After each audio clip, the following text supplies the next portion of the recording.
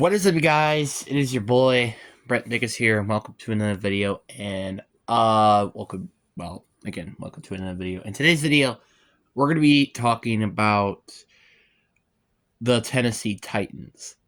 The Tennessee Titans are going to be a very interesting team to talk about. But before we get to this video, first off, like and subscribe if you haven't already. But second off, I do want to mention this one quick thing. I'm sorry about the quality of my last video that I made. But it's okay.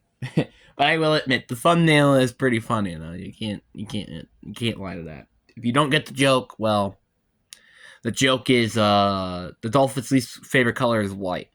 I don't know why. Because that's the same color as snow, which is cold weather. You get the point. But anyway, enough said. Let's get into the video. The Titans. They can be a pretty underrated team. I'm not kidding. I don't know why everybody is sleeping on the Titans. I don't know why. Again, the Titans, they're kind of in the same situation that they were last year. They still have a good running back.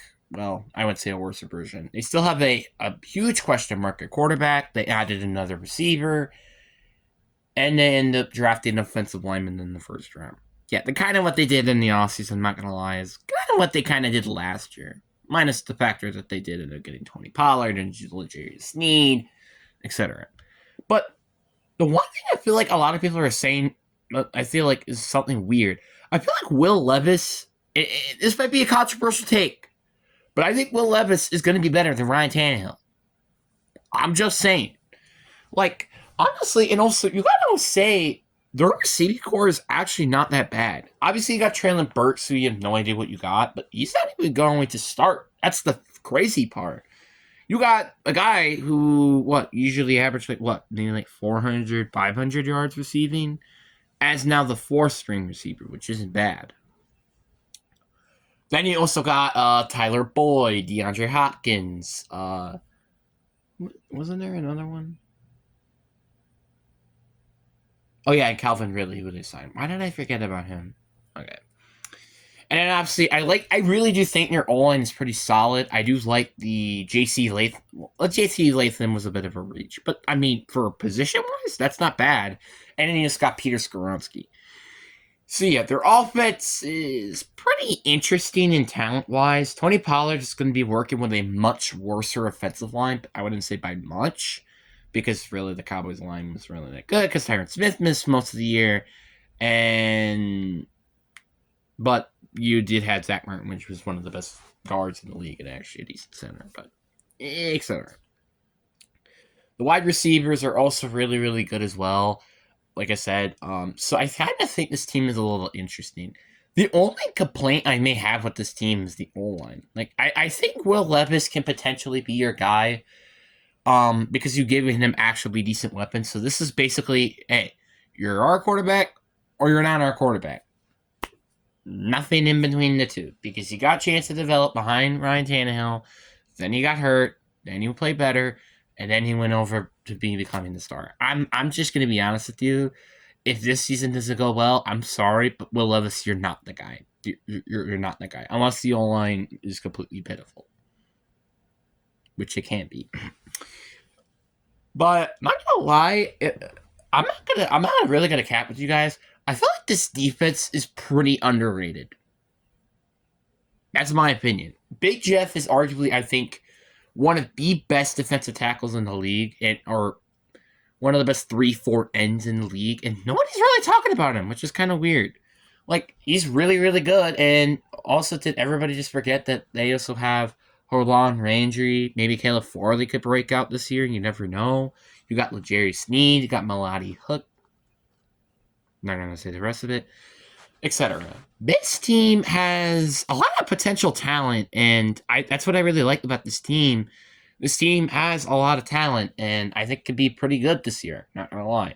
The problem is their conference and their division. That's the problem. The conference is obviously the AFC, which is harder than the NFC. And that's kind of why I wish sometimes, some NFC teams can get replaced with actually AFC teams. They'll be pretty cool, but that's, again, my opinion. But then you also got their division where they have the Jacksonville Jaguars, which I already talked about, which is pretty much my definition good, but that's about it. The Texans, they could be Super Bowl contenders this year, and the Colts can also be an underdog Super Bowl contender, and it depends on how good Anthony Richardson is. And also if you could stay healthy, which honestly may not even be an issue if you have Joe Flacco at the backup quarterback position. That's my opinion. So you kind of get the point. The point is, this team is very, very, it's like again, it's not a bad team. There are still holes on this team, obviously. I think linebacker is definitely one of them. And I guess also kind of the O-line. But, outside of that, this is a pretty solid team. It just sucks that this team is in a conference and a division that is completely competitive. Honestly, if this team was in the NFC, I would say they're probably better than a lot of teams in the NFC. I think they're better than the Cardinals. They can be better than the Seahawks, in my opinion, and the Rams, in my opinion. The North, I think they're better than the Vikings. I don't think they're better than any other team, though, outside of that. The South, I think they're better than the Falcons, the Saints, the Panthers, and the Commanders, and the Giants. Those are 9 potential, I think it's 9 or 10 potential teams that could be better. Obviously, I think the Seahawks, I don't think they're better. And the Rams, so you just subtract that by 2, you got 8 or 7 teams that they're better. That's that's just a testament. The Falcons, not the Falcons. The Titans, they're one of the worst teams in the AFC. This is just proof of why the AFC is so good. Obviously, I think they're better than the Broncos. They could be better than the Raiders and the Chargers, but obviously, I'm just saying guarantees right now.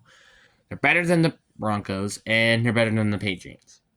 Those are the guarantee teams I can say they're better. Outside of that, I don't really think there's any other team that is arguably better. So it's kind of sad too, because I really do, like I said, like this team. Sorry about the camera thing. I'm just a little picky. Again, it's just it sucks that they're in an AFC where they kind of have to be a very, very good team to make it to the postseason, which sucks, but kind of how things work, unfortunately. I mean, that's just how things work, and it sucks for the Titans. Again, I think Will Levis is better than Ryan Tannehill. I think you got a pretty promising running back core in Tony Pollard and Tyler Spears. Then you got a good receiving core with DeAndre Hopkins, Calvin Ridley, Tyler Boyd, and also Treylon Burks. Then you also got a decent O-line with J.C. Latham and Peter Skoronski. And then you also have a pretty decent defense with Malani H., L'Jarius Sneed, and Big Jeff, and Halandro Landry. So you kind of understand why I think this team could be pretty underrated this year. If Will Levis, if Brian Callahan made this offense, let's say, this AFC, or their offense into the Bengals offense, so Will Levis kind of being a Joe Burrow, where he just makes perfect accuracy throws and the receivers do all the work, and their running back core cannot be bad, just decent, and then their defense could just be okay. This team can definitely make it to the postseason, I think.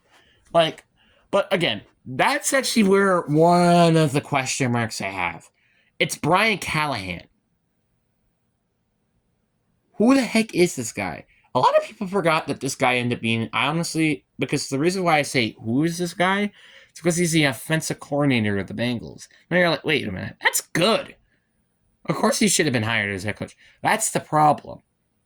He's not the leading play caller for the offense of the Bengals. That's Zach Taylor's job, not his job. So that's a little bit of my concern. I was not the biggest fan of his hire during the time, just because this team, it's just in general, I think Mike Vrabel, in my opinion, is way better than Brian Callahan's going to be as a head coach. I'm just saying. Mike Vrabel just got in a tough situation, and he had nothing to do with it.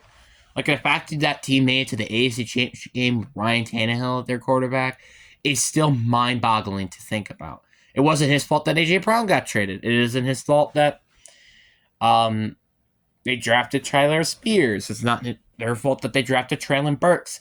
It's not their fault for so many things that happened to this team. And by the way, the offense, is not entirely his fault. I say not entirely because, well, his offensive coordinator is usually the one he picks. The defense is usually what he does. Sure, you could complain about the sacks and stuff like that, but it's not really their fault, like I said.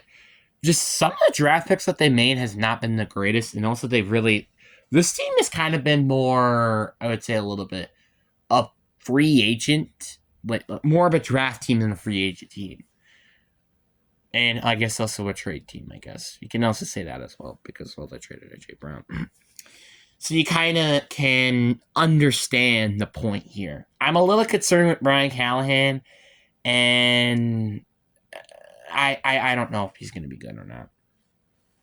And also, I think they might be running like a 4-3 defense, which I don't know how that's going to work, but you never know. But it's going to be a very interesting team to see definitely heading into the season. But anyway, guys, I really do hope you guys enjoyed this video. Peace.